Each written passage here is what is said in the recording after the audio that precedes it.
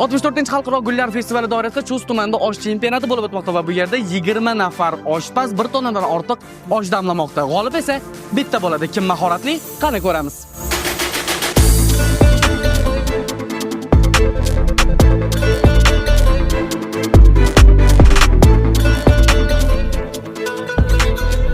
Assalomu alaykum. Va alaykum assalom. Rahmat, salomat. Necha kilo damlayapmiz? Inshaalloh 30 kilo.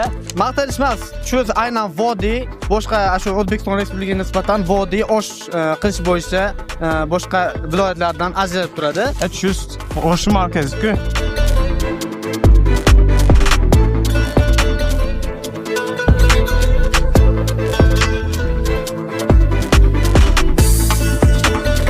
Salomat bo'ling. Nima qilyapmiz endi?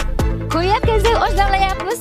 O'zi shuncha erkak oshpazdan ichida bitta o'zingiz. Endi hamma narsa erkak kishi qilsin degan emas-ku, to'g'rimi? Qaysi tashkilot o'zi? Chust tuman gaz ta'minoti bo'limi. Ha, o'zi osh ham gazda pishmayaptimi? Osh haqiqiy o'tinga bo'lyapti. Haqiqiy jaydari osh. O'zi Chust oshi nimaga boshqacha? Chustni suvi boshqachada, duo ketgan.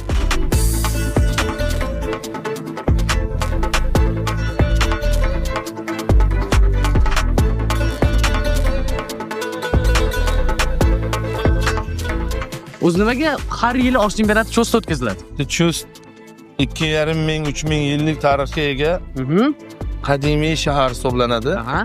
Bu yerda shu Chustda pichoq bilan osh bu Chustni brendiga aylangan.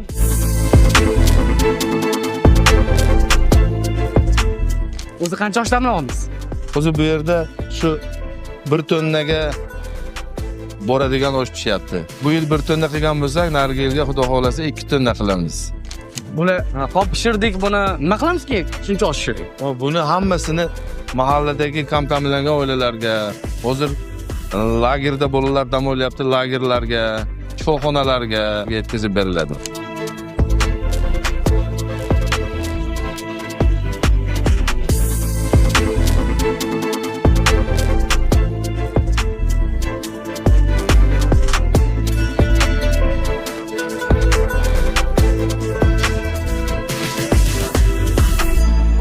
Fikran aka, muoramiz.